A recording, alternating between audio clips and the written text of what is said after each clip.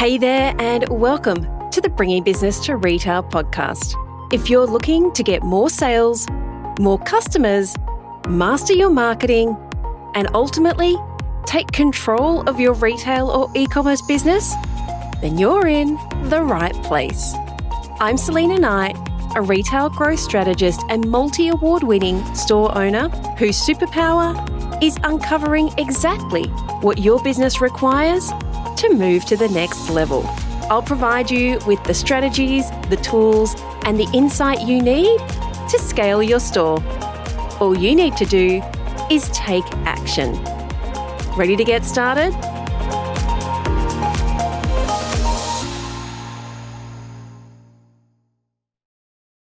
Hey there, and welcome to the Bringing Business to Retail podcast. Now, a few years into starting my business, I contracted mumps. Now, this is an almost eradicated disease, thankfully, and it is so rare here in Australia that it is reportable to the health department if you contract it. Now, I didn't know how I'd gotten it. I thought I was quite healthy, but the doctor told me that I probably caught it because I was so run down and my immune system and my adrenals were completely shot. Now, I thought that I was holding everything together really, really well.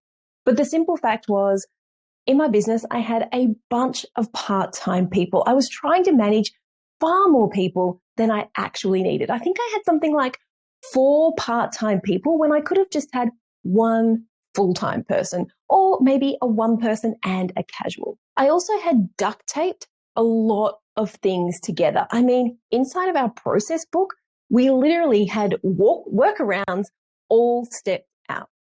Now, that is not a great place for you to be if you are an employee, and it's really not a great place to be if you're the owner of a business, because it only takes 1 person to maybe not read the process correctly, or one of those things to break, and the whole system just comes tumbling down. What I do know was I had a lot of ideas, and most of those ideas had a lot of potential. I was reading all of the things, I was listening to all of the podcasts, I was trying to do more. I was implementing, I was taking action, but it felt like I was slipping further and further down the spiral. I knew what I wanted, and it looked like, to me, that I was putting in all of the work. I was putting in all of the effort.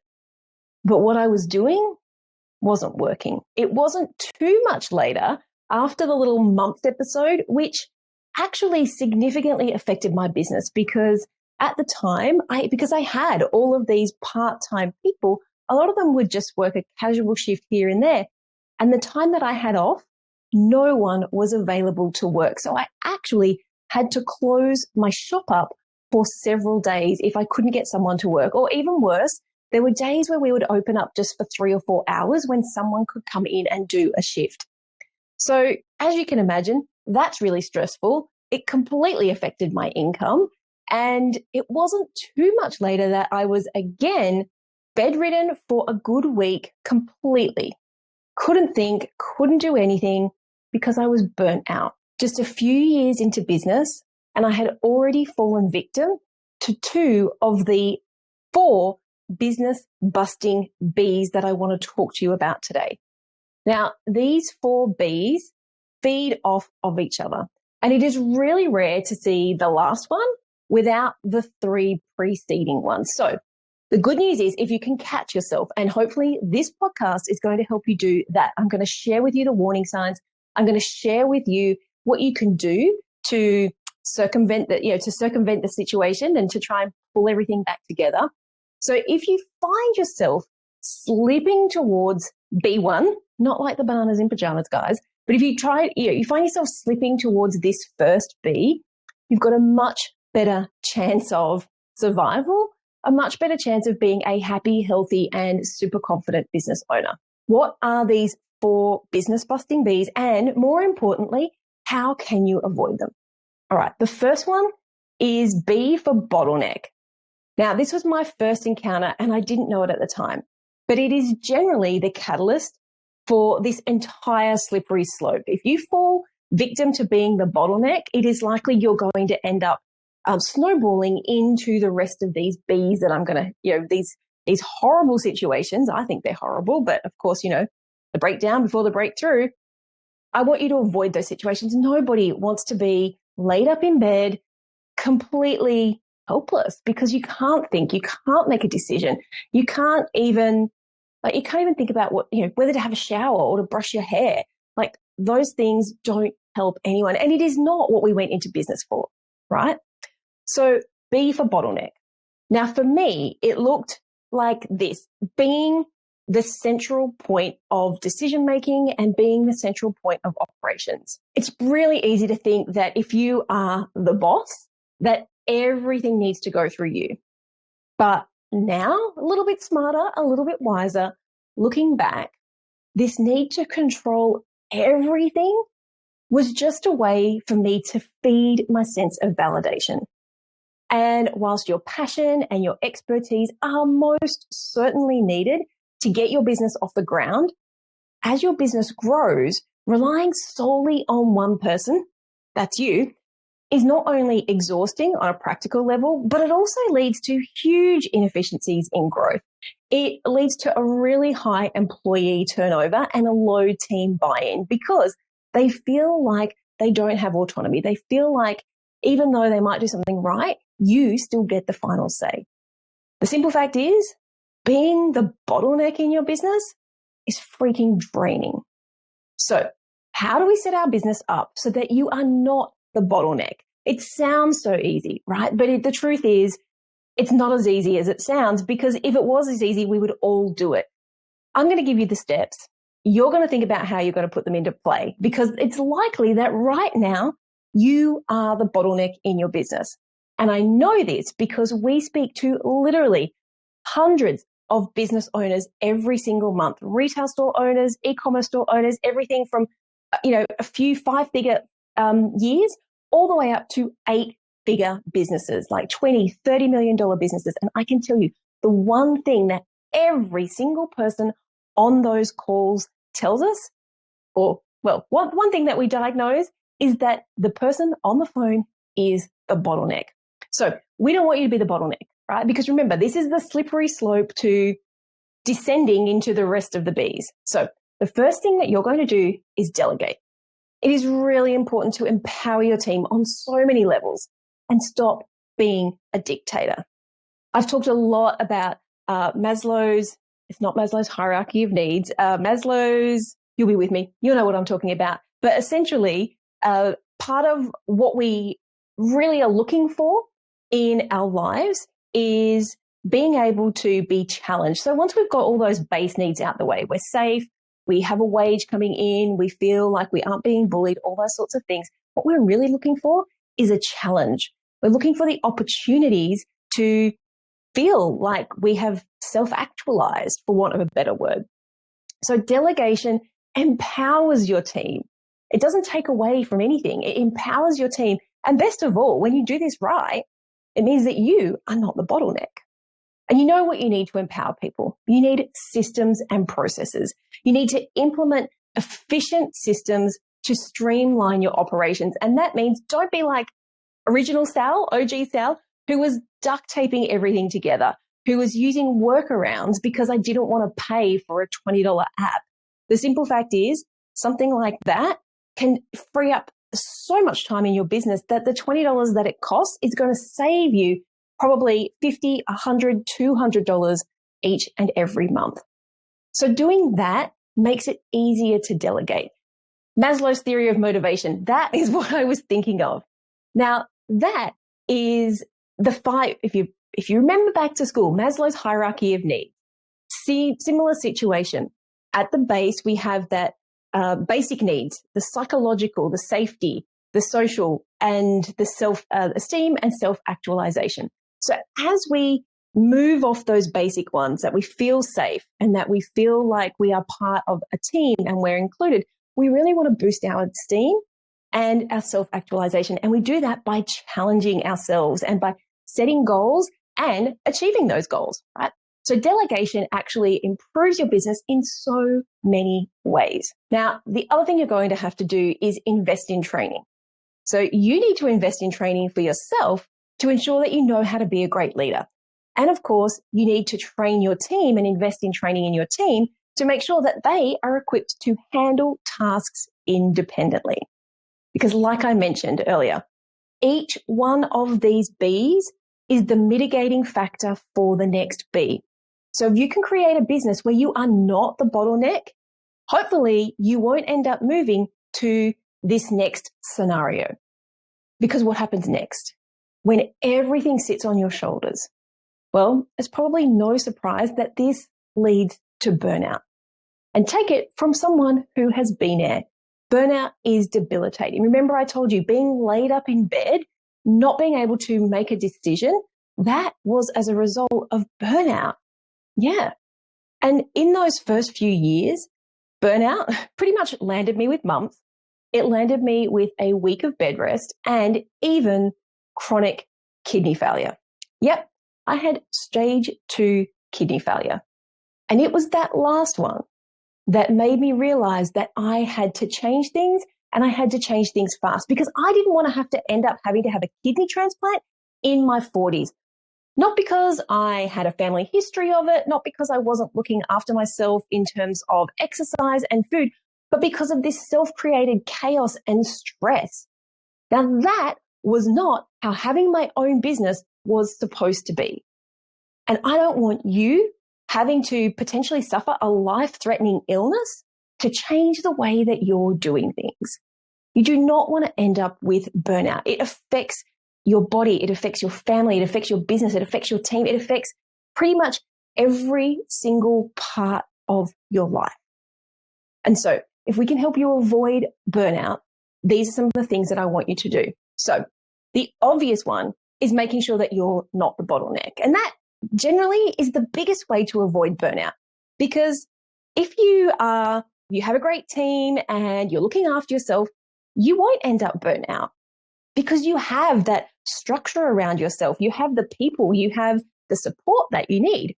But if you have managed to delegate and lead well, you may still end up in one of these scenarios where you might need to focus more and you might need to put in this intense energy to get something completed.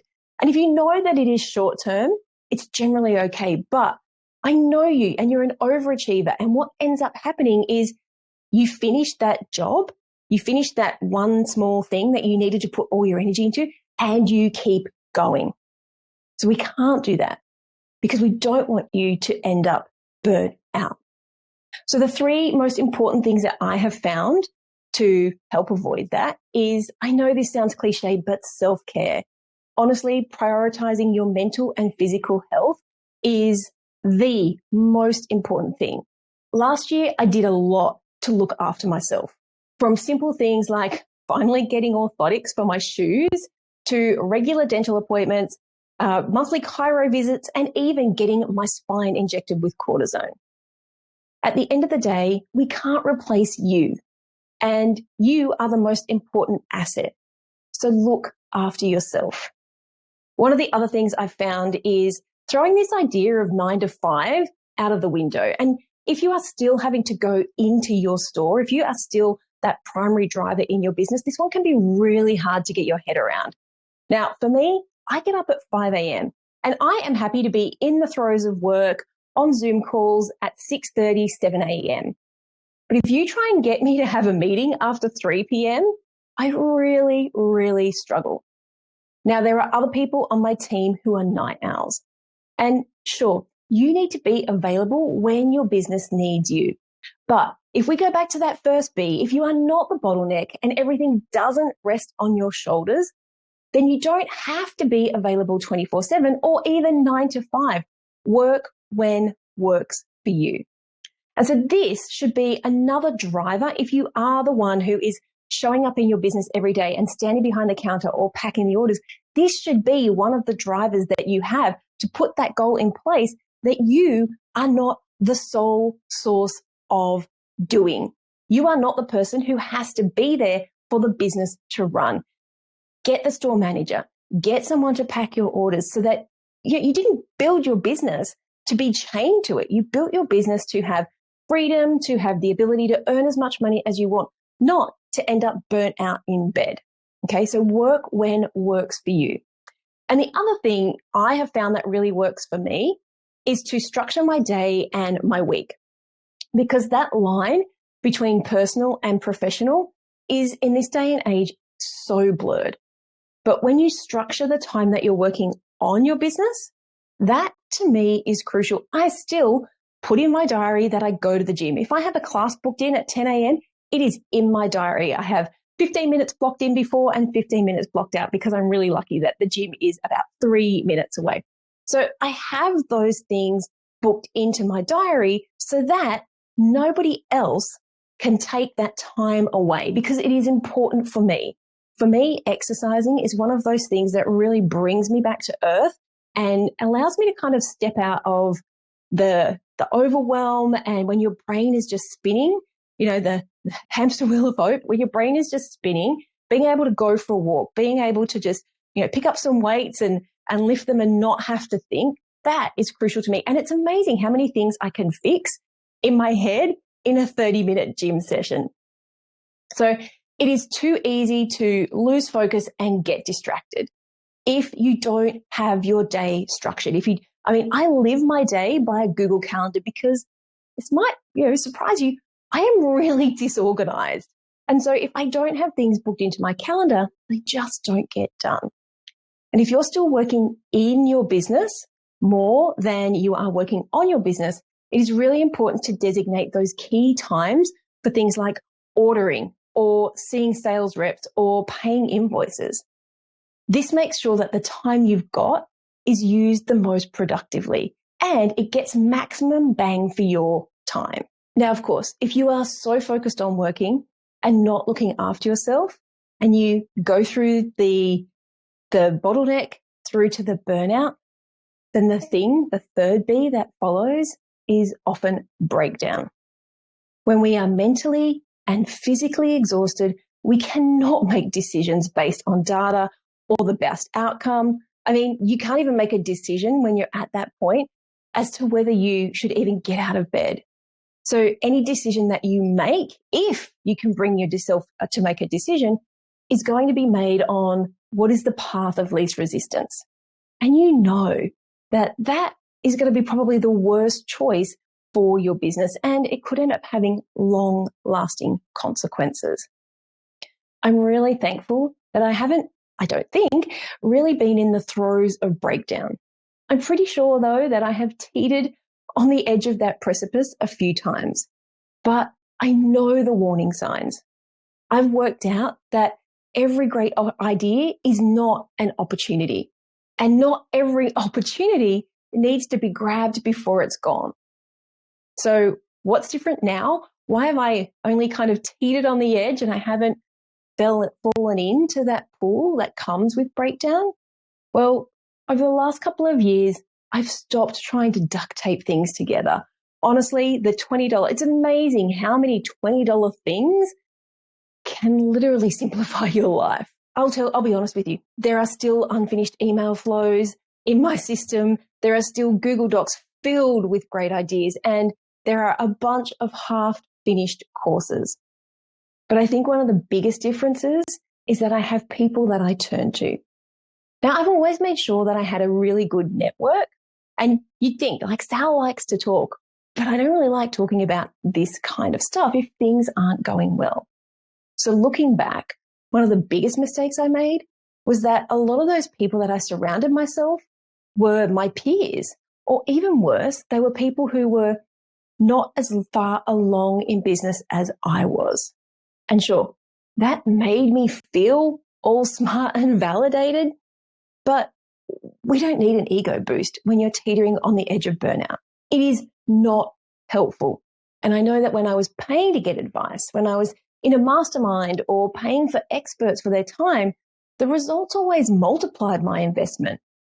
Now, caveat, sidebar here, paying experts for their advice has been crucial to growing my business. But the caveat here was as long as I was prepared, because I have wasted tens, if not hundreds of thousands of dollars paying people for advice or paying people for services that I thought were experts, but not having the data that I needed, or not setting KPIs, or not asking the right kinds of questions about whether they could help me. I just expected them, being experts, to know what needed to be fixed. And it's funny because when I joined CEO Club, if you've been listening for a while, you know that almost 2 years ago now, I joined the Club of United Business. And so a bunch of 7-figure and more business owners who get together and just help each other out. We do kind of have like mini masterminds, but the idea is it's just kind of like a networking group where you're hanging out with people who want to grow their businesses and they want to meet other like-minded people. I remember the first session, and I've talked about it before on the podcast, but going to that first session really helped me change the way that I thought about my business. And it made me level up because I was in this room with people who were far smarter and far further along in business, or were further along in business, but had only been in business like 2 years. And here was I being in business for 15 years. And I'm like, whoa. What did you do that I didn't do? So when the other business owners were talking about things like compliance and CRMs and remuneration packages and commission structures, I was sitting there thinking, why are those not important to me? And it made me realize that I was doing a lot of winging it, even though I was a decade into business. And even though I had systems and processes and structure, really, I was it was all very surface level. So here's an example to put it into context. When I used to hire new team members, I would spend several hours a day, several days a week with that new team member. Now that is a lot of valuable my time being eaten up. And let's be honest, if you went and worked for Google, you don't have even the CTO or the CMO bringing you on board. You have a team leader or a team manager. This was my time. So this meant that I really wanted to cram as much as I could into each session with a new team member, because while I was onboarding them, I wasn't recording a podcast, or I wasn't out networking, or I wasn't creating content or building courses, the things that I need to do. And as a result, this meant that the new person was like, whoa, 3 hours of style. Like that is a lot. And they were completely bamboozled. They were being exposed to too many things, too much style in just a short period of time. These days, we have a full onboarding training portal for team members. We have our business training. And so that talks all about our company and our values and how to use our CRM and all that kind of stuff. And then we have role-specific training. So our strategic coaches go through a different set of training to our strategists who do phone calls, who do our diagnosing on the phones, and different to our ops people. Everybody has a different section of training for their specific role, along with our corporate training. Now that took me about 2 weeks to create, but I now spend around about half an hour with a new person. And it also means that, they're not getting bamboozled, and they're not spending 3, 4, 5, 6 hours with people from my team trying to learn everything. They have the opportunity to go through the training portal, rewatch things if they need to, do short bursts or long bursts, depending on how they're feeling. So I spend a very minimal time with our new hires, and my team will come on board and they're deployed to help and to train with the things that they're great at. I'm doing that, and I also pay for tools. Like I was saying, so many $20 apps that save my team time. We used to, I feel really bad that we're having this discussion, and I'm relaying something to you that I've only been doing for a couple, maybe a year or so. So when we would do the podcast, we would upload it to like an online site where it would be transcribed, and then that would be copied and pasted, and then that would be put into the website. Now we just pay $20 for a service, which means we upload the file. All the transcription is done, a summary is done, the questions get written out, and there is AI attached to it. So I can do something, well, let's be honest, I don't do it. My team can do something as simple as write the show notes. This is a podcast episode, write me some show notes. or the timestamps are included, or it might be this is something we've been playing around with just recently is, can you create me a cheat sheet or a download that would go well with this episode? Now, it's AI. It's not always perfect, but it has come up with some really great stuff. And I'm super excited because it means that over the last sort of 3 months, we've been putting together these cheat sheets and downloads that we're going to be able to release to you guys to help you grow your business.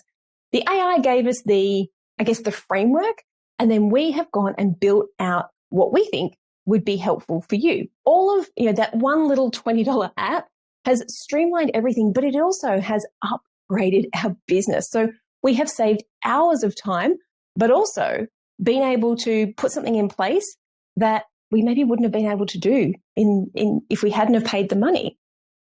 So avoiding a breakdown is, that has to be so high on your list for your personal, for your mental health, but also for the success of your life and your business. So here are some of the things, having been teetered on the edge, here are some of the things that I have found can help stop that slide from breakdown, from full-on burnout into breakdown. And they don't cost anything. And what they really are is being, personally aware. So reflecting and learning, looking at the past decisions, looking at mistakes that I've made and using those mistakes as stepping stones for growth rather than a tool to beat myself down. And this only came to me when I was looking over inside of our 5X framework. We have this thing called a campaign debrief. It's just like a simple one-page document that I put together that means that if you do a promotion, you use this document to work out what worked and what didn't. So you can do more of what works and less of what didn't. There are little things that you can overlook in a promotion because you think that they're a waste of time, when the reality is the 10 minutes that it might take for you to fill out that form can literally change the trajectory of your business and future promotions. But looking at that, it made me realize that if we do debriefs regularly, and it doesn't have to be for a specific campaign, it could just be a debrief of our day. It could just be a debrief, like a verbal debrief to a friend, but being able to really take an unbiased look at what's worked in your business and what hasn't, and being able to be truthful. Like, did you really put all the effort in? Or did you do a really half-assed effort? Because if you did a half-assed effort and you got a good result, let's do a better effort. But if you did a half-assed effort and you got a really crappy result, well, can you really blame the thing that you were doing? If you did a promotion and you only sent out 2 emails, can you really say it wasn't a success? And I see that all the time. People saying, I've tried that and it didn't work. I've tried that and I didn't work. I'm like, but did you really try it, or did you like half-ass it? Because is that just an Australian saying? If you only kind of tried it, then realistically, you can't take any data away from that. So whether it is giving that unbiased look at your business or a promotion or something that's done in your life, maybe you've had a conversation with somebody and it's replaying in your mind. Can you look at it in a really unbiased way and say, what could I have done differently? What might have the outcome have been if I had said what I felt, or if maybe I hadn't said it, or maybe if I'd said it in a different way? So that taking time to like self-reflect and learn from what we've done really builds our character and I guess that self-empowerment that we talked about earlier. So that to me is really important. And I've done a lot of that as I've gotten a little bit older and wiser, a lot less ego and a more, how could I have done things differently? And sometimes asking somebody else who's been there, maybe who was an onlooker in a situation, like, how could I have done things differently? It hurts. And you realize that, we're not all perfect, but we have to learn. We have to grow as humans.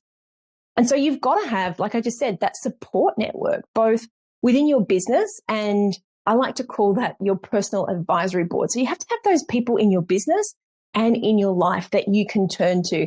And generally, they're not the same people. Spoiler alert, when you have the right people around you and a really good culture in your business, you actually don't need a lot of people to start seeing progress and to lift yourself back up so that you aren't the bottleneck and you aren't teetering on the edge of burnout and you aren't falling into breakdown, we do that with a support network. So it doesn't matter if you're an introvert or an extrovert, having access to, and most importantly, using relationships with people who can help you scale and grow in business and in life, well, that could well be the difference between keeping your business afloat and keeping your business growing and keeping your business like enjoyable, or even the complete opposite end of the spectrum is falling victim to business B number 4. And that, my friends, is bankruptcy. And we have a bit of a saying, if you've been on our calls and with my team, we quite often say being the bottleneck leads to burnout, which can lead to breakdown, which generally leads to bankruptcy. Honestly, I don't know many people who've gone through a breakdown who didn't end up closing up their business. Sure, there might be a few, but realistically, by the time you get to that point, you just want it gone. You don't want to have to deal with it anymore. So bankruptcy is like the ultimate consequence for all of those unaddressed bottlenecks, burnout, and breakdown. And filing for bankruptcy is a really harsh reality that no person ever wants to have to face. If you can address those earlier Bs, like I was saying at the beginning, if you can mitigate the risk, if you can catch yourself before you slide into one or the next, and you can set your life and your business on a more sustainable path, then ultimately, everybody wins. To avoid bankruptcy, I mean, it probably is no surprise, but one, go right back to the beginning. Don't be the bottleneck in your business. And it seems like such a long correlation between being the bottleneck and business going bankrupt. But you think about all of those small businesses, and I don't actually like the term small businesses, but in this case, they were small businesses because they were thinking small. But how many times do you see on Facebook or in the news businesses going bankrupt? And if you go back to it, I can almost guarantee that there was one person who held everything up. There was one person who wouldn't spend the money to get rid of the workarounds. There was one person who didn't look after the numbers in the business and the money. So, I mean, making sure that you understand your business's financial health and actually having a plan for the future. Like, there aren't many businesses who go bankrupt who have all this laid out, right? Generally, businesses go bankrupt because they didn't plan, they didn't track, they didn't measure, they didn't review. Bankruptcy doesn't happen overnight. It is a cumulative situation which occurs because usually you avoided or simply just didn't bother to track what was happening in your business. And if you did, you didn't analyze it and you didn't review it. This, my friends, is CEO 101. Being willing to adapt your business mode to make sure that your business can thrive is really important. And you'll be able to do that if you are looking at the money, if you're looking at the finances, at your cash flow, if you're looking at your projections, all those kinds of things. Making sure that you're on top of that means that you can make decisions about whether you need to change your product range or your marketing or how you're going to adapt to changing economic circumstances. All of those things are CEO 101, but they are important. They're the things you should be doing in your business, not being the bottleneck. Like, I know that reading charts and numbers is bloody boring sometimes, but here is one of those mind-blowing things that I can let you know that didn't come out very well. Here is like a mic drop, which is when you get past the effort of just having enough money in the bank to pay all the bills, making money becomes fun. Seeing business growth becomes fun. Even the downsides, when you're in a down rather than an up, it becomes a challenge, something for you to a problem for you to sit down and work through. And that is why we are in business. You might think that you opened your business to sell nice clothes, but the simple fact is, if you are a great business owner, you do it because you probably want to change the world in your own special way and you love challenge. It is amazing how many business owners think that running a business is going to be easy, but actually what we come for is the ups and the downs. So making sure on top of all of those things is really important.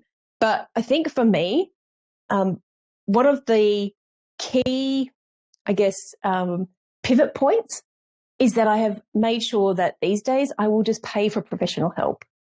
I mean, quite often you can get sometimes professional help, especially mental health, for free, but it all comes back to having that advisory board that I mentioned earlier, having access to people who are further along than you and have a broad range of experience and are willing to give you their ideas and their strategies. Sometimes you'll have to pay for them, sometimes you won't.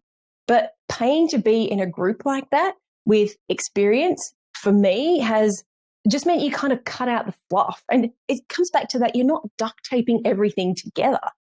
So for me, it is like a mix of people who can give me growth advice, who can give me e-com advice, who can give me product advice or email advice or leadership advice, all of those things. There are so many facets of business. It is literally impossible for you to know them all.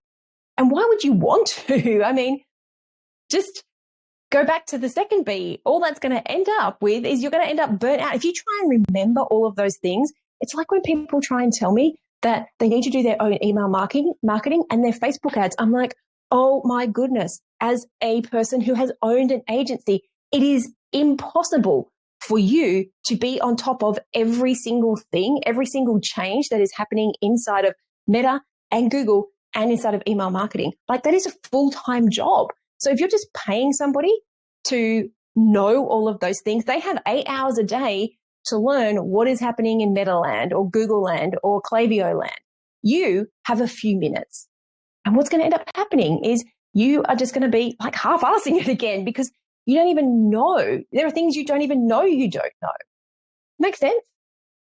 Now, I don't want you to end up having to be bedridden or with a life-threatening diagnosis like me to change the way that you are running your business.